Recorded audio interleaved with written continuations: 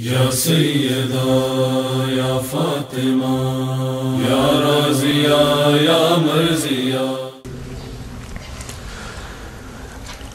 اور ان کے بہت سارے پہلو ہیں، قرآن کے بہت سارے پہلو ہیں، اور اہل بیت علیہ السلام کے بہت سارے پہلو ہیں وجود کے، ان کی ہستی کے، ان کی ذوات کے. لیکن ہم نے صرف ایک دروازہ، وہ بھی بغیر اس معرفت کے، اس طرف کھولا. اس سے آئے تو ضرور وہاں تک، جس طرح سے مزاروں پہ جاتے ہیں عقیدت و احترام سے جھک کے احساسات و جذبات کا اظہار کر کے واپس آ جاتے ہیں. چونکہ ایک دروازہ ہے ان مزاروں تک ہمارا جانے کا، وہ ہے احساسات کا رابطہ، جذبات کا رابطہ. جذبات بہت جلدی تسکین ہو جاتی ہے ان کی صرف ایک نگاہ سے.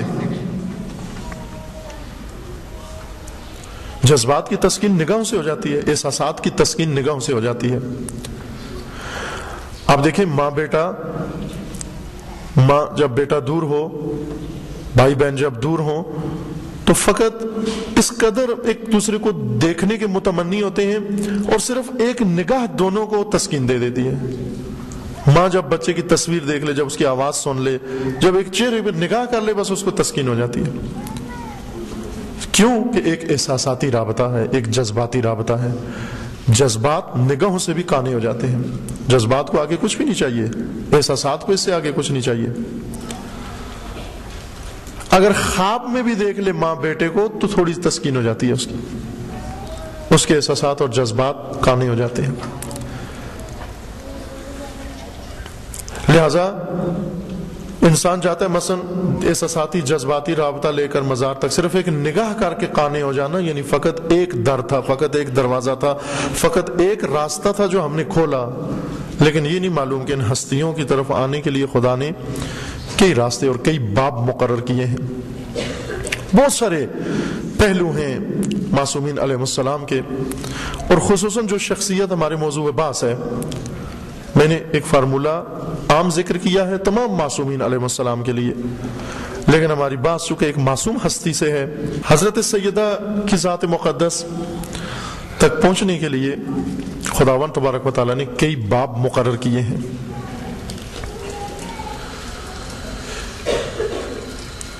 ان میں سے ایک وہی ہے عقیدت و احترام و محبت کا باب،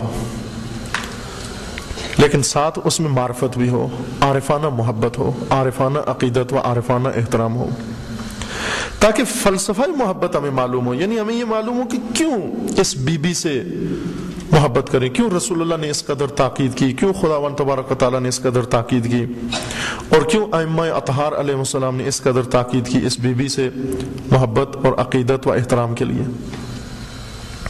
حتیٰ یہاں تک موجود ہے کہ حب فاطمہ حب خدا ہے، وہ بغض فاطمہ بغض خدا ہے. یعنی ایک بی بی اس سے محبت و نفرت اس قدر معیار قرار پاتی ہے کہ وہ حب و بغض خدا بن جاتی ہے. فاطمہ جس سے غضبناک ہو اس سے خدا غضبناک ہے، فاطمہ جس سے محبت کرے اس سے خدا کو محبت ہے.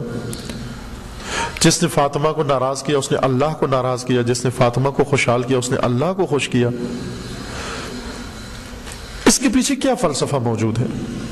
یہیں پر اگر رک جائیں، فقط یہ ظاہر کو دیکھ کر رک جائیں، اس وقت یوں سمجھ لیں گے کہ ہمارا ایک احساساتی اور جذباتی رابطہ بڑا، جو سننے سے تسکین پا جاتا ہے، جو دیکھنے سے تسکین پا جاتا ہے. بعض لوگ جاتے ہیں زیارات پر اور اس سرزمین سے ہو کر مثلا اگرچہ قبر حضرت سیدہ پنہان ہے، کسی کو معلوم نہیں ہے، اور بقی میں جو قبر حضرت سیدہ کے نام سے معروف ہے وہ حضرت سیدہ کی نہیں ہے،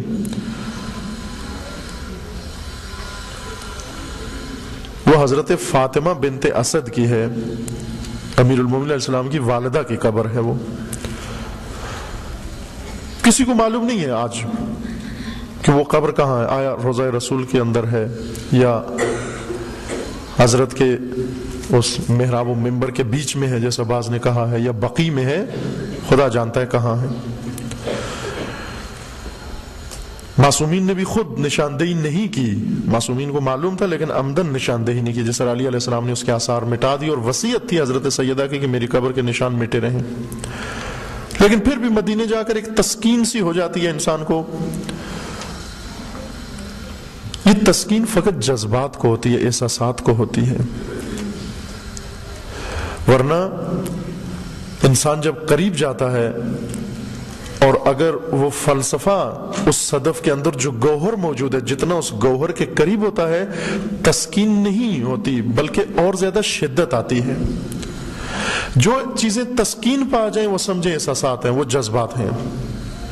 مثلا دیکھیں پیاسا، اگر حقیقتاً پیاس لگی ہوئی ہو، پانی دیکھ کے اس کی تسکین نہیں ہوتی، دیکھنے سے تسکین نہیں ہوتی، سننے سے تسکین نہیں ہوتی اس کی، بلکہ دیکھنے سے اور زیادہ آتش تیز تر ہو جاتی ہے. جو تسکین پا جائے سن کر اور رو کر اور ذکر کر کے، سمجھو یہ احساسات تھے، یہ پیاس نہیں تھی، یہ گوہر کی تلاش نہیں تھی. چونکہ وہ تو اور بڑھنی چاہیے، اس میں تو اور زیادہ جلا آنی چاہیے اس پیاس میں، دیکھنے سے پہلے کم، دیکھ کے کہیں زیادہ.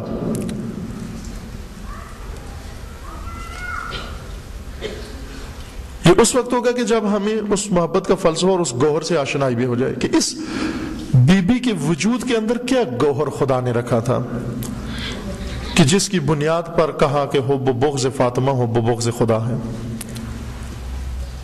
جس کی طرف تمام بشریت کو کہا گیا کہ اپنا رخ اس بی بی کی طرف کرو.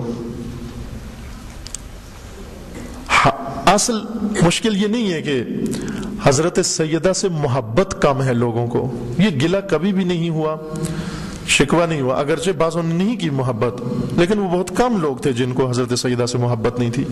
آج بھی اکثریت مسلمانوں کو محبت ہے، لیکن ایک شکوہ، ایک گلہ جو ہمیشہ امیر المومنین نے کیا وہ یہ نہیں تھا کہ لوگوں کو ہم سے محبت نہیں ہے، لوگوں کو فرمایا ہماری معرفت نہیں ہے. خطبہ حضرت سید ساجدین دربار یزید میں، اس میں امام علیہ السلام نے یہی فرمایا کہ محبت فی قلوب المومنین، مومنین کے دلوں میں محبت خدا نے ہمیں ایک عطیہ کے طور پر عطا کی ہے، یعنی ہماری محبت ہے مومنین کے دلوں میں.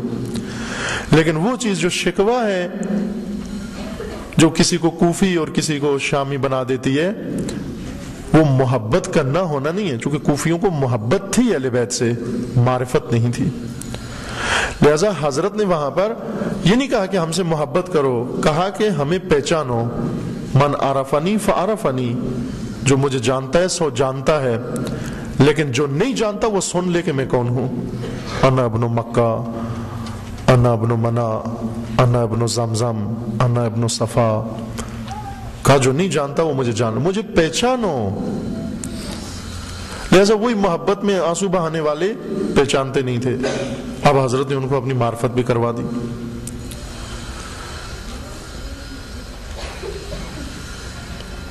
اس بی بی کے اندر کیا گوہر خدا نے رکھا؟ وہ دروازہ جو ہمیں فلسفہ محبت ائمہ سے آشنا کرتا ہے، یا خدا نے جو در کھولا ہے معصومین کی طرف غیر معصومین کے لیے، یعنی ہمارے لیے، ہم جیسوں کے لیے، اللہ تعالیٰ نے جو باب مقرر کیا، جو راستہ مقرر کیا ہے معصومین کی طرف،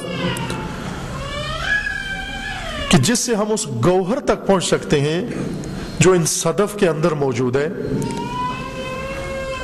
وہ دراصل باب سیرت معصومین ہے. محبت معصومین اس لیے کہ ہم اس صدف تک پہنچیں، اس گوہر تک پہنچیں، لیکن جس راستے سے پہنچیں گے اور جس راستے سے وہ گوہر ہمارے ہاتھ آئے گا وہ سیرت کا دروازہ ہے. اس کو ذرا غور کریں تو سمجھ میں آئے گی بات. کچھ چیزیں ایسی ہوتی ہیں جو ہمیں کہیں پہنچاتی ہیں، فقط ہمارا رخ اس سمت موڑتی ہیں، لیکن کچھ چیزیں ایسی ہوتی ہیں کہ جب جہاں پہنچ جاتے ہیں ہمیں اس اپنے مقصود تک لے جاتی ہیں اور اس گوہر تک بھی ہماری رسائی ہو جاتی ہے. مثلا آپ یہاں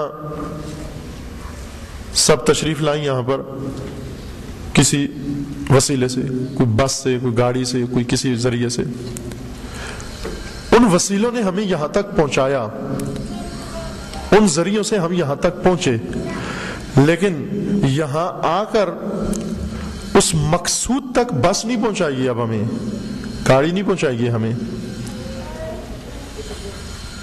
کہ ہم کہیں کہ بس اس ذریعے کو استعمال کر کے ہم اس مکان مقدس تک آ گئے، بس کافی ہے ہمارے لیے۔ نہ، اس کا کام ہو گیا، اس نے اپنا کام انجام دے دیا کہ ہمیں سوار کر کے یہاں پہنچا دیا۔ اب آگے ایک اور دروازہ ہے، ایک اور باب ہے، وہ مقصود ایک شیء دیگر ہے، اس تک ہمیں پہنچنا ہے۔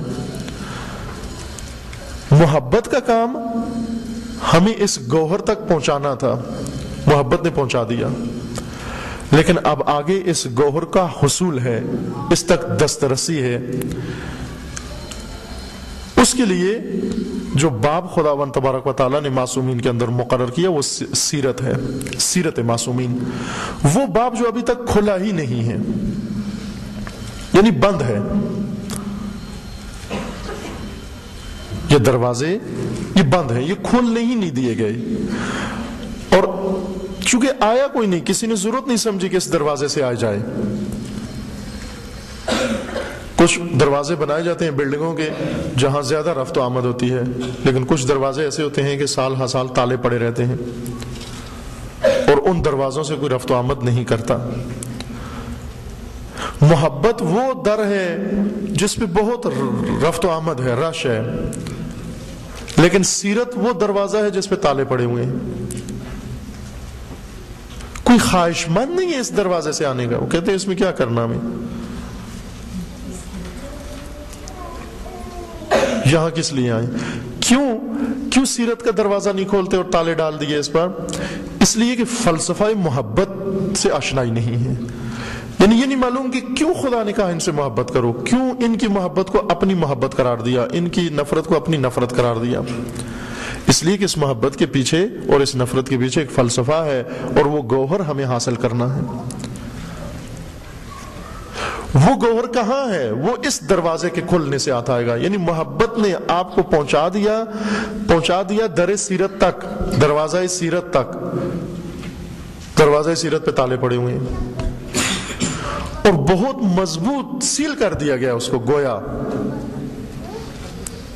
سیل دروازہ ہے، سیرت کا دروازہ بالکل بند۔